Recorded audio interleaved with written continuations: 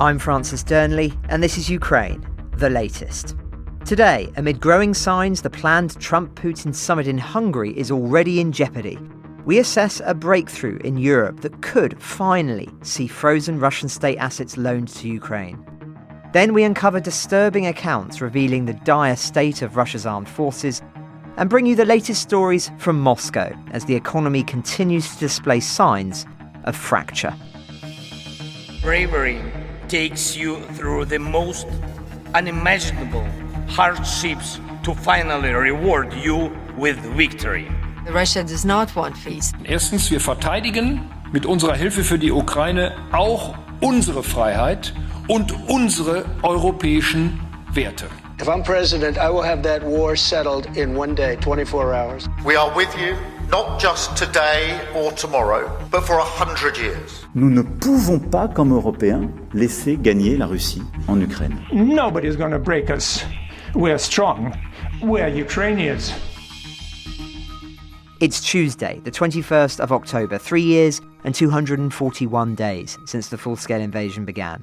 And today, I'm joined by the Telegraph's Associate Editor of Defence, Dominic Nicholls, our reporter, Verity Bowman, and our former Russia correspondent, James Kilner. But first, over to Dom for the latest in the military realm.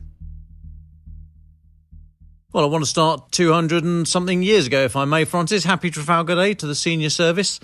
OK, the headlines today from my side. The UK is ready to spend well over £100 million on a possible deployment of British forces to Ukraine if Donald Trump secures a peace deal with Russia.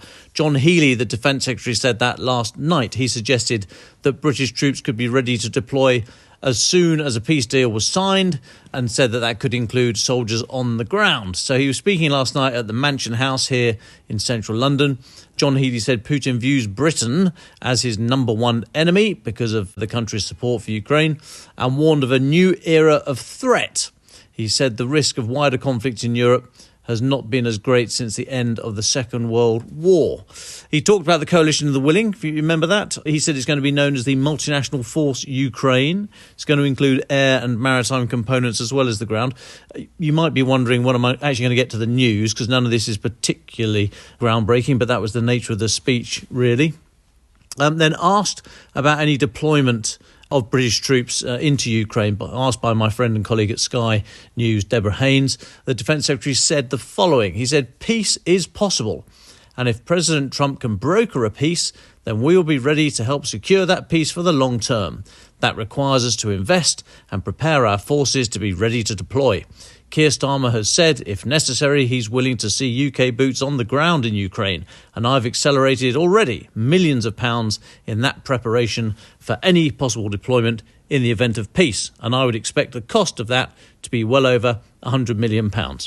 OK, just pause briefly. Let's have a look at that statement, see what it says about the mindset, I think, in certainly British and I would imagine Western European circles, and also ask ourselves what Putin would take from it. So when Mr. Healey says peace is possible and if President Trump can broker a peace, then we'll be ready to help secure that peace for the long term, I think that is a very, very passive statement, waiting for Donald Trump to broker a peace as if that's the only possible solution to the situation right now. Then this line, that requires us to invest and prepare our forces to be ready to deploy. This is just political word salad. It's a statement of the blindingly obvious. He's playing for time, trying to run down the clock, not telling us anything new. He then said, Keir Starmer has said, if necessary, he's willing to see UK boots on the ground in Ukraine. Again, we know this. This is repeating old lines. It's just a minimum requirement for what's necessary right now, not something that we should be bowled over by. I think it would have been much stronger if he'd said something like, we're going to deploy and Russia doesn't get a say about that. You know, I don't know why he's sort of couching his language in this way. As for that £100 million, again, as with any figure, it sounds big, but we have to ask ourselves, is it a big number? So I saw some reporting recently about the cost of Germany's brigade in Lithuania, part of NATO's enhanced forward presence mission.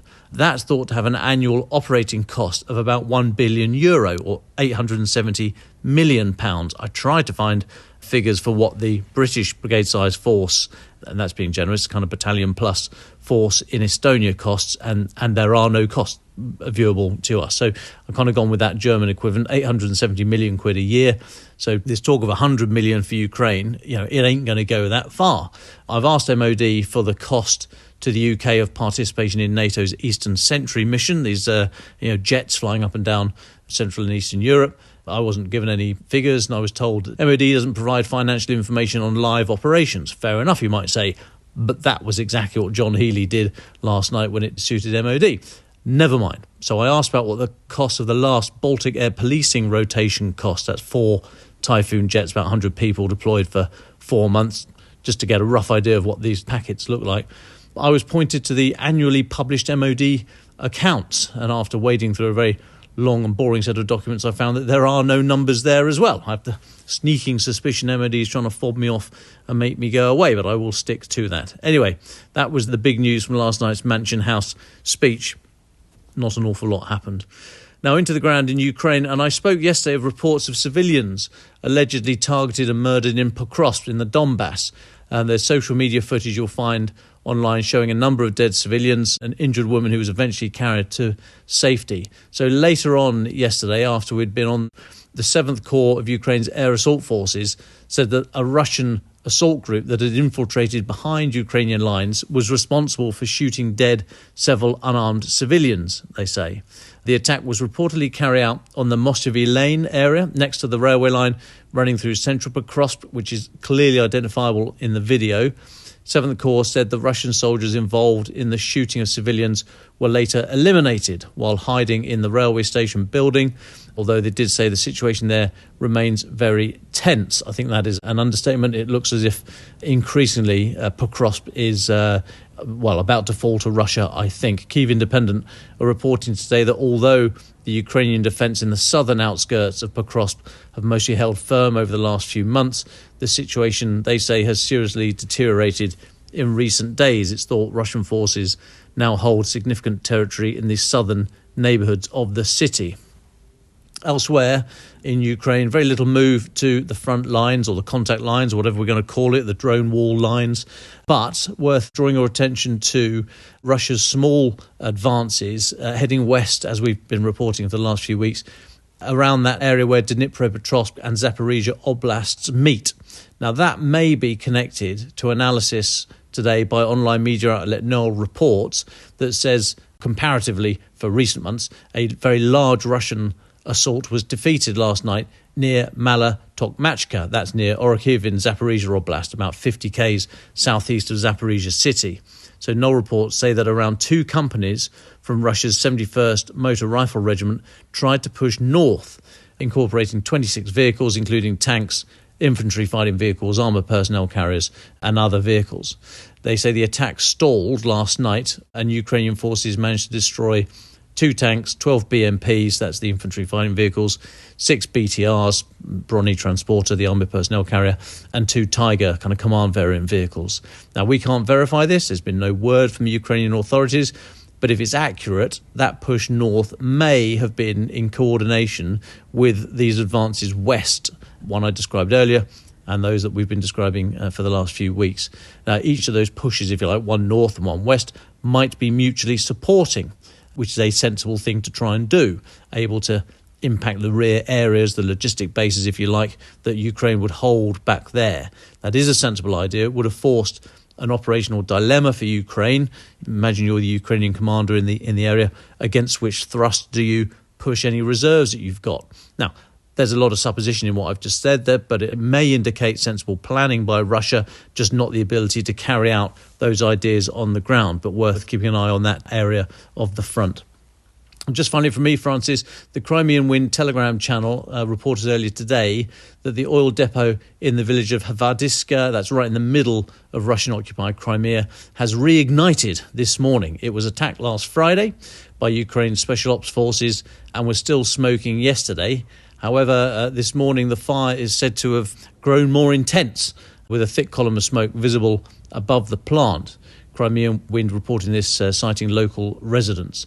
Local residents, this is, also reported hearing air defence systems, and they spotted drones flying over the village last night. No further details known about that, but worth noting that Russia's defence ministry, as helpfully reported in TASS's daily update on Ukrainian strikes inside Russia, says it intercepted 55 drones across 4 Russian regions and occupied Crimea last night. This is all part of that continued Ukrainian campaign against Russian oil and gas infrastructure. And just on that, it's worth having a look online at Steve Rosenberg's tweets. He's the BBC's man in Moscow.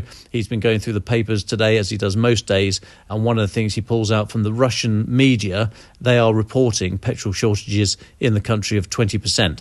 Interesting that they mention it at all, and if they put a figure of 20% on it, I would imagine it's slightly higher than that. But this campaign by Ukraine does seem to be having an effect, and it is now reaching the Russian public. And that's us up to date, Francis. Well, thanks very much, Dom. I'm still reeling it was you, not me, who brought up the Napoleonic Wars. Happy Trafalgar Day, one and all. And, of course, rest in peace, Admiral Nelson. Gone but not forgotten. I was obliged to focus yesterday on the fallout from the explosive meeting between Trump and Zelensky on Friday, thankfully behind closed doors this time, where the former urged Ukraine to cede the Donbass to try and stop the war. That followed the call between Putin and Trump just as Zelensky arrived in Washington, where the two leaders promised to meet for a summit in Hungary to try and make progress. Well, that meeting between Trump and Putin has now been thrown into jeopardy with a preliminary meeting between the US Secretary of State Marco Rubio and Russian Foreign Minister Sergei Lavrov postponed overnight. No official reason was given, but according to CNN, the two sides sharply disagreed on how the war could end. That makes a change. And after a call between them, Washington concluded Moscow hadn't moved away from its unrealistic demands. Rubio is therefore withholding support that the Budapest summit go ahead. Now, interestingly, this hasn't been denied by Moscow, which has put out a statement saying that any summit would require additional preparation. And we'll hear more on their reaction from James later.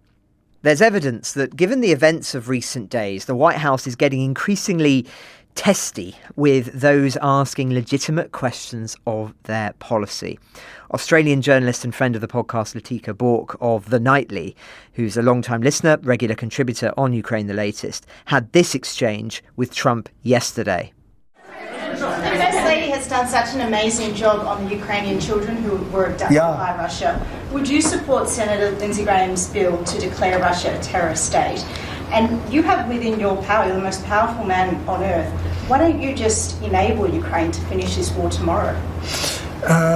Well, if you knew anything about what you were talking about, you'd be able. You do. I don't think you do, really. I don't think you do because it's a little more complicated than that. But it sounds easy. We're in the process of trying to make a deal. If we make a deal, that's great. If we don't make a deal, it'll be a lot of people are going to be paying a big price. Why? Also yesterday, a row broke out over the behaviour of White House Press Secretary Caroline Leavitt. She posted a question she'd received over text from a Huffington Post journalist. That question was this, and I'm not abridging it at all, there's no context here that's missing. This is the content of that text. Is the president aware of the significance of Budapest? In 1994, Russia promised in Budapest not to invade Ukraine if it gave up the nuclear weapons it inherited when the Soviet Union dissolved. Does he not see why Ukraine might object to that site? Who suggested Budapest? Thanks. Leavitt replied with this: your mum did. The journalist replied, is this funny to you? And she said, it's funny to me that you actually consider yourself a journal. You are a far left hack who nobody takes seriously, including your colleagues in the media. They just don't tell that to your face. Stop texting me your disingenuous, biased, and bullshit questions. She then posted the exchange on X, adding this: they are not a journalist interested in facts. He's a left-wing hack who has consistently attacked President Trump for years and constantly bombards my phone with Democrat talking points. Just take a look at his feed. It reads like an anti-Trump personal diary. Here is my full response to his inquiry. Activists who masquerade as real reporters do a disservice to the profession. Now, I leave it up to listeners to decide who did more of a disservice to their profession, the journalist or the White House press secretary. While all this is going on, Europe is grappling with what they'll do if a meeting between Trump and Putin in Hungary does go ahead. Last night, France argued the Russian president should only be allowed to travel to the EU if he agrees to an unconditional ceasefire. But, rather unhelpfully, the Bulgarians have said that they would permit Putin to travel through their airspace with or without one, despite being signatories of the Rome Statute, which technically, legally obliges them to arrest Putin. So too's Hungary, by the way. Orban has said he intends to withdraw from the International Criminal Court, but technically hasn't done so yet. Not that really that will make any difference, I don't think. The Telegraph's produced a piece hypothesising the various routes Putin could take to reach Budapest, most likely an 8-hour plane journey over Turkey, the Mediterranean and the Adriatic Sea, given that his aircraft is unwelcome over so many countries in the EU, such as Poland. And we'll link to that piece in the show notes. Meanwhile, on Friday, a hastily organised gathering of the Coalition of the Willing is taking place here in London, hosted by Prime Minister Starmer, attended by Zelensky and Macron in person, with many other European leaders dialing in. In a joint statement, the leaders said Russia's stalling tactics have shown time and time again that Ukraine is the only party serious about peace. We can all see that Putin continues to choose violence and destruction.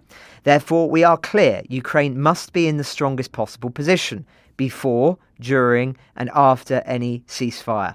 We must ramp up the pressure on Russia's economy and its defence industry until Putin is ready to make peace. We are developing measures to use the full value of Russia's immobilised sovereign assets so that Ukraine has the resources it needs. Now, based on that, their pressure centres primarily on Russia's economy. Yet is that enough? What if China has struck a deal to bail Russia out of any financial trouble as long as it continues its war? The economic theatre may not be enough. But that's not to say it doesn't matter. And at last, we may have a breakthrough, with EU leaders set to instruct the European Commission to design that legal proposal to use billions of euros in Russian frozen state assets to fund a massive loan to Ukraine, after Belgium finally signalled it wouldn't stand in their way. That proposal, if adopted, could release up to 140 billion euros to fund Ukraine's war effort for another 2 to 3 years, using those state assets that were immobilised after the invasion. Politico reports EU ambassadors informally agreed to the critical draft calling on the Commission to formally put forward a proposal that is underpinned by appropriate European solidarity and risk sharing. As Politico writes, for Ukraine, the outcome could prove existential. Without the EU loan, Ukraine faces a $60 billion budget shortfall over the next 2 years. With the US pulling reliable support for the war-torn country, European officials privately describe this initiative as the last bullet to strengthen Kyiv's hand in peace talks with Russia. Now, if you're interested in this subject, I do recommend that piece. We'll put it in the show notes as well.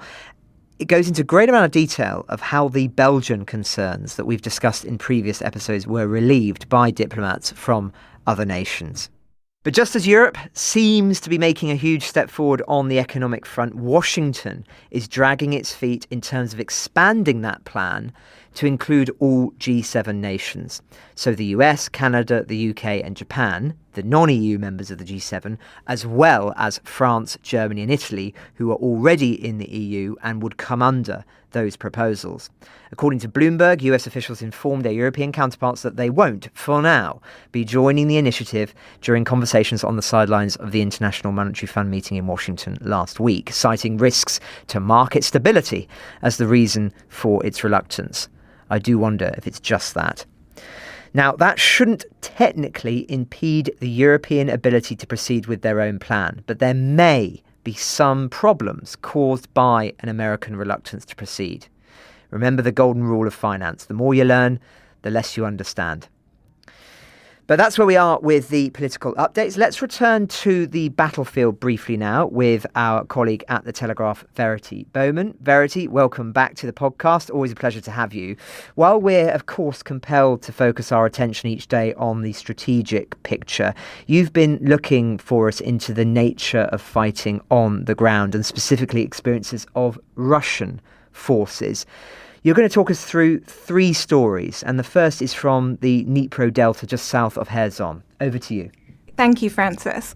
So recent reports indicate that Russian soldiers on the Kherson Oblast front have become stranded on a series of marshy islets on the Delta, and that they are cut off, starving, and under constant threat from Ukrainian sources. The landscape of reeds, mud, and marshes has become a death trap for Russian soldiers, where isolation, starvation, and relentless Ukrainian drone attacks have left entire units stranded and struggling to survive. So on the southern Ukrainian front, the Dnipro River flows wide and slow, but for the troops caught here, it has become far more than a natural boundary. It has turned into what Ukrainian forces have called the death zone. The islands themselves lie within the sprawling Dnipro Delta, a labyrinth of reed-covered marshes and narrow waterways that form a natural buffer south of Kherson. Since Ukrainian forces liberated the southern city in November 2022, the river has functioned basically as a de facto front line, as I'm sure you know. The right bank is controlled by Ukraine, but low-lying, flood-prone left bank is occupied by Russian troops. The delta's terrain is really treacherous. The islands are low, they're surrounded by open water, and they're entirely exposed. For the Russian soldiers there, a lot of the time there is literally nowhere to hide. And now constant drone patrols, artillery fire and night raids have turned this area into one of the most perilous battlefields of the war, where advances are measured in metres and survival often depends on much timing and concealment as combat skill. How many soldiers have been killed in this? So Ukrainian intelligence suggests that some 5,100 Russian soldiers have died in the Delta since January of this year, but the reports of these men starving because supplies never arrived are fairly new.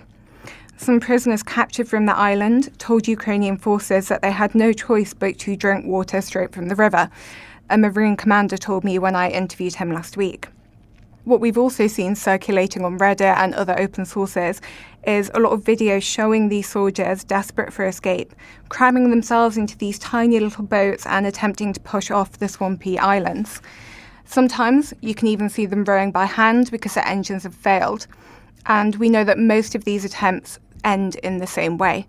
They are spotted from the sky, they are hit by a drone, and then the boat breaks apart in open water, killing everyone on board. Many of Moscow's recent efforts to capture additional islands or deliver supplies have failed, but I was kind of wanted to make clear, how did it come to this? The Dnipro Delta holds massive strategic importance for Moscow because even a symbolic presence on its left bank reinforces Russia's territorial claims and strengthens its negotiating position. Putin has formally declared the area part of Russia. On the ground, the reality remains highly contested. The terrain, the rivers, marshes, delta islets make conventional warfare nearly impossible. And it's really stretching supply lines and turning boats, rafts and crossings into deadly hazards. Morale and logistics are in crisis. Russian forces are repeatedly sent on high casualty, often suicidal missions to cross the river or secure footholds. I think it really shows us how fragile Russia's hold really is in southern Ukraine, and that even maintaining a symbolic presence across the river comes at an immense cost. It also highlights how geography, rivers, delta and marshes can shape modern warfare just as much as artillery and tanks. And finally, it underscores the human cost. Soldiers are dying not only in combat, but in slow, miserable isolation, cut off from command, from supplies and any sense of purpose. So the Dnipro Delta might sound like a small place on the map, but in reality it represents something far bigger, a stark illustration of the war's brutality, the fragility of occupation and the human cost of a conflict fought over every inch of land. Thank you, Verity. Now let's head northeast from Kherson to the front lines of Donetsk. You've been looking into an incident of how Russian soldiers are punished for disobeying orders. Yes, in Donetsk, we've actually uncovered evidence that some Russian troops who refused to follow orders were handcuffed to trees and poles and simply left to die. It's a brutal punishment that shows how desperate and fractured command discipline has become in parts of the Russian army. Soldiers are so unwilling to launch these near-suicidal assaults that their own commanders are resorting to terror to enforce obedience. In footage circulating from Donetsk Oblast, which was obtained by the Telegraph, you can see 4 men in uniform, their hands bound in positions that suggest that they were deliberately forsaken. Footage recorded there shows the men with their arms wrapped around tree trunks, their hands cuffed together. It's punishment overall. The soldiers, who were abandoned without food or water, were found by Ukrainian troops in the strategically vital zone near Liman, which separates opposing sides in Donetsk. It's understood that the group had been abandoned by their commanders because they refused to advance again after the remainder of their unit was killed in an attempt to gain ground. So the main man speaking in the video, who we have identified as Ilya Gorkov, of Russia's 36th Motorized Rifle Regiment, claimed his group had been left there for 4 days. Speaking with his arms tied around the trunk, he said that they had been abandoned with no food, no water, nothing, and they won't take us anywhere, even to the toilet. Beyond the individual cruelty and the shocking nature of this, I think it really reveals deeper problems. First, it's just that morale in some Russian units has collapsed. Soldiers refuse orders, which in turn provokes violent reprisals. Second, it shows how fractured command discipline may be. Orders pushing men into near certain death, followed by abandonment when they just can't manage it. I think it also speaks to the desperation of the Russian war effort. When you are willing to tie your own men to trees and leave them, it shows that you have lost much of the cohesion and care that sustained fighting forces historically rely on.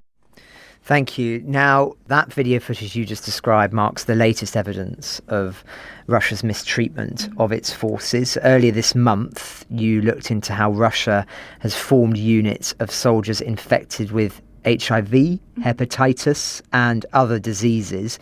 And it's just incredible this is even possible, but they wear armbands marking them out as sick and have been seen on the front lines around Pokrovsk, which of course Dom was talking about earlier on. Can you just tell us a little bit more about this story? Yeah, that's completely right, Francis. We looked into this a little bit ago, but around Pokrovsk, Russia has been deploying units made up of soldiers who are seriously ill. As you mentioned, men infected with HIV, hepatitis and other infections, and they are indeed marked out with armbands and bandages to show their condition. They're actually being sent into some of the deadliest fighting on the Eastern Front with little medical care or proper equipment. I think this really reflects not only a deep manpower shortage, but also the collapse of basic welfare inside the Russian military. These troops are basically being treated as expendable. These aren't even new recruits or hastily assembled militias. They're soldiers diagnosed with serious illnesses, formed into what Ukrainian officials have described as specialized units. They come from regular Russian formations, like the various motorized rifle regiments who are operating under the 27th and 15th Brigades. Before their deployment, they're actually reportedly trained in occupied territories, so Crimea, Kherson, Zaporizhia, and then they're sent into the storm. But why does this matter? I think it matters because it reveals the state of the Russian army after more than 3 years of war. Ukrainian intelligence says that infection rates within Russian units have exploded. HIV cases, for example, may be 20 times higher than the start of the invasion. Hepatitis, tuberculosis and other infections are spreading fast. In some field hospitals, soldiers are treated with reused syringes, non-sterile instruments and no proper medication at all. Disease, which, has always been a concern, but arguably more in the background than now, has become almost a hidden front of its own. For these infected units, the conditions are as brutal as the mission. They're often sent into the worst fighting, into what soldiers themselves call the Pokrovsk meat grinder. Some Ukrainian forces believe this kind of punishment is a way of commanders using sicker troops in the riskiest assaults. It's also affecting morale, of course, not only among Russian ranks, but also across Ukrainian ranks, because they now have to think about medical exposure after combat. It's almost another layer of fear and fatigue in a war that's already defined by both. And behind it all lies a deeper truth. Russia is running out of manpower. The use of sick and infected soldiers in frontline assaults shows how far the system is stretched. The army is scraping its reserves, drawing from penal battalions, conscripts, and now even the unwell. And just before we bring this to a close, this isn't a unique case, is it? I seem to remember that there were previous incidents involving sick soldiers way back at the beginning of the full-scale invasion. Yeah, as you say, this isn't unique. We've seen hints of this before. Russia has long faced accusations of enlisting sick soldiers to replenish its ranks after heavy casualties. In 2025, for example, the Wagner mercenary group reportedly recruited prisoners living with hepatitis and HIV for high-risk frontline roles. They allegedly offered access to antiviral medicines as a form of payment. Around 100 men are believed to have been drawn from a penal colony, and they were given red bracelets to mark those with HIV and white bracelets for those with hepatitis. But now, experts note the formation of such units within the regular Russian army shows how this practice is becoming more systematic and official. Staggering. Well, thank you very much, Verity. We'll come back to you for your final thoughts shortly. But let's bring in now James Kilner, once the Telegraph's man in Moscow, now Ukraine the latest man in Huddersfield. Welcome back, James, to the podcast. You're going to give us the latest batch of stories in the Russian media that have caught your eye. Earlier, I was talking about how the Trump-Putin meeting planned for Hungary may not happen after all. But how are the Russian press reporting this story, James? Welcome back. Hi, Francis. I'm sure your listeners understand that Huddersfield is actually the centre of the known universe, so I'm definitely in the right spot. As far as the Russian media's view on this potential Trump-Putin meeting in Budapest, they're keen on it. They're saying that this is likely to happen. They're saying that the Kremlin sort of wants this to happen. They're saying there's some hurdles ahead of it. They're now reporting Rubio and Lavrov, foreign ministers effectively of the US and Russia, are likely now to meet in Budapest on October 30th.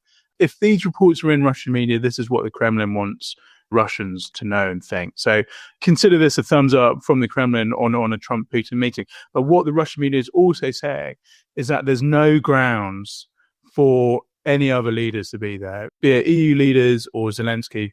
So that is also clearly a Kremlin line. Thank you very much, James. So let's go to our next story then that's caught your eye this week. This protest in St. Petersburg where a crowd were seemingly singing anti-Putin songs. And yesterday I was reporting how the 18-year-old who led the chorus was arrested and jailed. I know you've been looking into how the Kremlin is labelling these people who are still vocalising their objection to the war. That's right, Francis. 18-year-old Diana Loginova. She was jailed for 13 days, I think, at the end of last week for singing this banned song, reference to Swan Lake, which is another reference to Soviet TV in 1991 during the failed coup, August 1991, played Swan Lake on loop for about 3 days. So it's kind of seen as an anti-establishment song. The Kremlin, modern-day Kremlin, has banned it. The story that I was focusing on, Putin signed into law, effectively speeding up of labelling troublesome anti-war protesters, anti-Kremlin protesters as foreign agents. Now, this has become a modern stigma that the Kremlin labels troublesome people with. It's also been aped around the world by other authoritarian regimes. Basically, what had been the case, you could do something which triggered a foreign agent fine, be that making a statement on Facebook that is seen as against the Russian army or against the war in Ukraine. You get a fine first time, do it again, then in the space of a year, you get a fine second time. Do something that transgresses the rules again, and you go to prison. And then you're labelled a foreign agent. The point of being labelled a foreign agent, not only do you spend a short amount of time in prison, it makes it harder to operate, to open bank accounts, to get a job, this sort of thing. What the Kremlin has now done is they cut the number of fines needed before you get a custodial sentence, before you get labelled a foreign agent, to one. So yeah, you get a first fine, second transgression, and you get the label. So clearly intensification, ramping up, power play here by the Kremlin to crush any low-level dissent by people. Interesting. Now, moving on to a slightly different subject. We dedicated a segment last week to the visit of the new president of Syria to Moscow, saying how It's evidence really that both Damascus and Moscow have chosen to adopt a more pragmatic approach to each other. But I had to ask, James, what's your take on this story? Because it does seem, given everything that's happened in the last few months, quite an extraordinary moment. I very much agree, Francis. This story played out heavily across Russian media. Putin clearly wants to repair relations with Syria. There's remarkable photos and videos of Putin welcoming al-Sharaa to the Kremlin 10, 11 months after these two were enemies. Obviously, we know that Kremlin Russia has given sanctuary to Assad, the former Syrian dictator. So obviously the optics are incredible. You have to remember, and I spoke about this last time I was on your show, the Kremlin had hopes to get together a summit of Middle Eastern leaders planned for last week. Al-Sharaa was one of the only Middle Eastern leaders to sign up to it. So he kind of ended up going to the Kremlin by accident. I think that's fair to say. They extended an invitation to everyone, and he was the only one who said, yeah, I'll come along. So here he was being treated. So it was sort of a state visit sort of thing. It's not only the optics for the Russian public, seeing Putin reaching out and making peace. Kremlin is very keen on Putin being seen as the great peace builder, peace leader. All the reporting around Ukraine and summits, meetings with Trump is all about Putin, the peace builder. That's very much the line. Underneath it, it's a very important, again, it's a line I keep talking about, pragmatic, realpolitik, Kremlin approach to international affairs. Essentially, it knows that Syria needs Russia as a friend. At a sort of UN voting level, Syrian leadership is still under sanctions for being part of Al-Qaeda, this sort of thing. Syria also needs Russian oil and grain. Russia needs access to an airbase and a naval base, which is used to project influence across the Mediterranean and Africa. So the Syrian regime pretty much kicked out the Russian forces from these two bases. Nominally, the Russians still control these two bases, but Russia has to ask permission to move its forces around Syria, to dock in the naval base, to land warplanes, etc. It never had to under the previous Syrian regime. So lots of power play. They sort of signed off last week saying, oh, yeah, we're going to be really good friends again. But there was no actual deals done. But I think this is a very important departure. It's a moment that we once again see the Kremlin reacting very quickly, really, getting one over the Europeans. I remember the European leadership was very strong straight away on going to Syria and trying to get Syria to completely close down these Russian bases in Syria. And again, the Kremlin seems to have pulled that round. We also have to remember, and this was a very interesting side point that the Russian media was making, al-Sharaa's brother, senior member of his wider cortege, actually speaks Russian and is married to a Russian woman. So that sort of personal interplay is also being leveraged by the Kremlin. The Kremlin sent down one of its top diplomats, top Kremlin strategists last month to meet specifically with al-Sharaa's brother in Damascus and get the whole ball rolling. So the Kremlin clearly confident. We're seeing them operate, as we come to know, in a very sort of slick and efficient manner. Thank you, James. Really fascinating to hear your insights on that story. And I'm sure we're going to be returning to Syria at some point in a future episode. But just to end your segment today, I know you're always focused on what's going on in the Russian economy and looking out for stories which are indicative of the damage that's being wrought by the Ukrainians and the Western sanctions packages. What stories have caught your eye this week? One of the biggest refineries in the Samara region in the sort of South Urals has been closed down by a Ukrainian drone attack. That happened on October the 19th. And that comes roughly at the same time that a very large gas processing plant in Orenburg, which is in Siberia near the border of Kazakhstan, was also hit by Ukrainian drones. We keep banging on about this well-refined, seemingly very effective strategy by Ukraine to knock out refinery capacity and general efficiency of Russian oil and gas sector. I've actually read some different estimates now on how hard the Russian oil refinery system has been hit. The International Energy Agency is saying it's been down by about 10%. That's an awful lot less. It's a much smaller estimate than previously given. So we talk about the impacts, and it's definitely coming through for the consumers in Russia. I think I was talking about in Novosibirsk last week, a big city in Siberia, that petrol stations were reportedly being closed, etc. But there was no doubt about it. The Kremlin is importing refined oil products now and is pushing additives which make fuel go further, basically. It's dirtier, but that's not the priority. They just want the fuel to go further. Definitely it's hurting, but we don't have a full understanding of the actual impact. There was a story this morning saying that Crimea, which has been one of the worst hit regions, which have been hit by this fuel crisis, have actually increased the amount of fuel that motorists can buy at petrol stations. So it's a little indicator that it may not be as terrible as we sometimes think it might be. And in the context of that, obviously, reporting last week that the US has been helping Ukraine target these refineries deliberately, and that there is going to be the refinery attacks which are going to bring Russia to its knees. We have to be cautious, and I think that's my view on it. But what we do know is that the Russian economy continues to crimp and collapse. The world's biggest titanium producer, VSMPO Avisma, has now said that from December the 1st, it's also going to put its staff on 4-day weeks. It follows several other very large Russian companies, and most of the auto sector, Russian railways, cement producers, electrical plants, they've all putting their staff on 4-day weeks. So another indication there. There's a very strong social context for this. There's a lot of these large industries that are having to mothball part of their production sites. They're often based in one town or city, and they're called monogorods. The town was literally built around this one industry. The closure of a factory or part closure of a factory has huge ramifications for the economy of that particular town or city and the wider area. So, it just ripples out and impacts a lot of other businesses and people at the same time. And finally, France has been reading reports as well that Russian regions are starting to have severe financial problems. Combination of the economy slowing down and having to maintain these very large signing on bonuses for people signing up to join the Russian army and to bail out also business. There's been enough reporting now to suggest that some of the further flung regions are actually struggling to balance their books. Plenty of reports about pay cuts for teachers, not enough doctors, looming tax hikes on small businesses. And this is coming through the Russian media. Fringe of the Russian media where the Kremlin can't quite filter out everything. This is coming through. So I really think the Russian economy is in major trouble.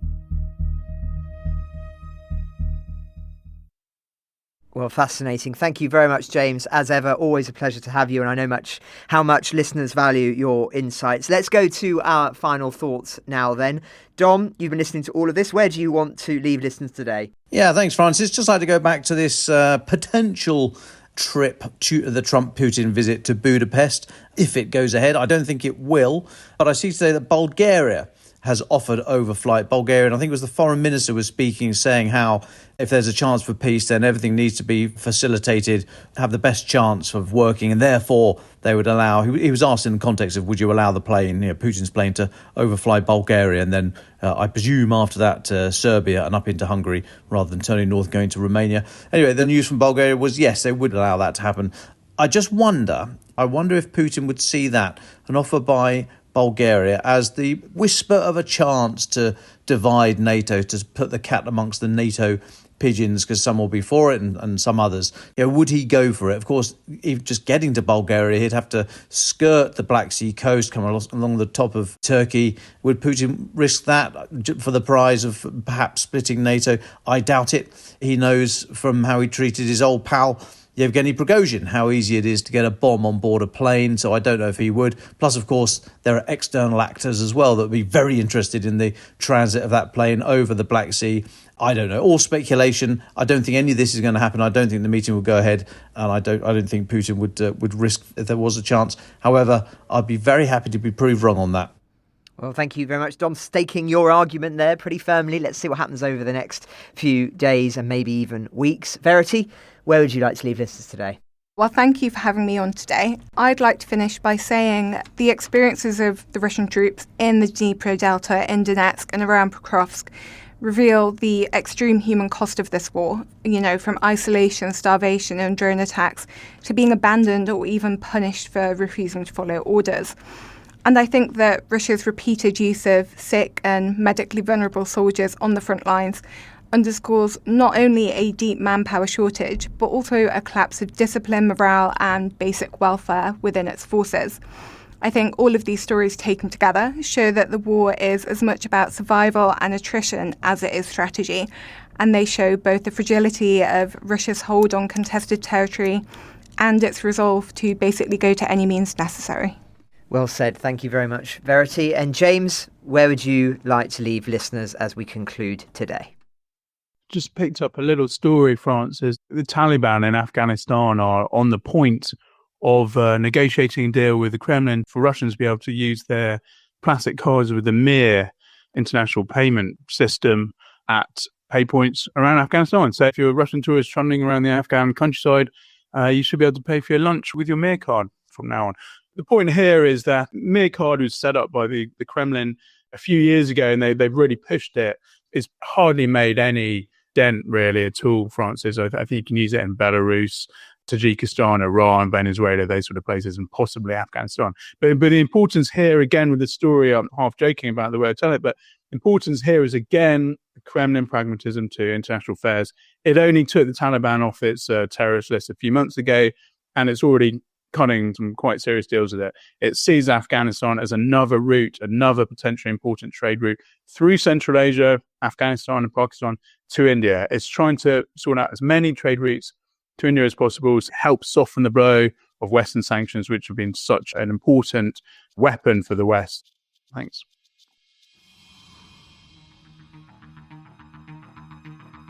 Ukraine the Latest is an original podcast from The Telegraph, created by David Nicholls. To support our work and stay on top of all of our Ukraine news, analysis and dispatches from the ground, please subscribe to The Telegraph. You can get 1 month free, then 2 months for just £1 at www.telegraph.co.uk/Ukraine the Latest. Deploying cutting-edge technology, we also release Ukrainian and Russian versions of this podcast. These translations retain our voices and delivery so that it can reach listeners in every region of Ukraine and those parts of Eastern Europe where Russian is still widely spoken. Links to those can be found in the podcast description to this episode. You can also now sign up to the new Ukraine the Latest weekly newsletter. Each week, Dom Nicholls and I answer your questions, provide recommended reading, and give exclusive analysis and behind-the-scenes insights, plus maps of the front lines and diagrams of weapons to complement our daily reporting. It's free for everyone, including non-subscribers. You can find the link to sign up in the descriptions for this episode. We regularly have a Ukraine Live blog on our website, where you can follow updates as they come in throughout the day, including insights from regular contributors to this podcast. We also do the same for other breaking international stories. If you appreciate our work, please consider following Ukraine the Latest on your preferred podcast app and leave us a review, as it really helps others find the show. Please also share it with those who may not be aware we exist. You can listen to this conversation live at 1 p.m. London time each weekday on X Spaces. Follow The Telegraph so that you don't miss it. You can also get in touch directly to ask questions or give comments by emailing ukrainepod@telegraph.co.uk. We continue to read every message. You can also contact us directly on X. You'll find our handles in the description for this episode. As ever, we're especially interested to hear where you're listening from around the world. Ukraine the Latest was today produced by Phil Atkins. Executive producers are Francis Dearnley, Louisa Wells, and David Nicholls. My name is David Nicholls. Thank you all for listening. Goodbye.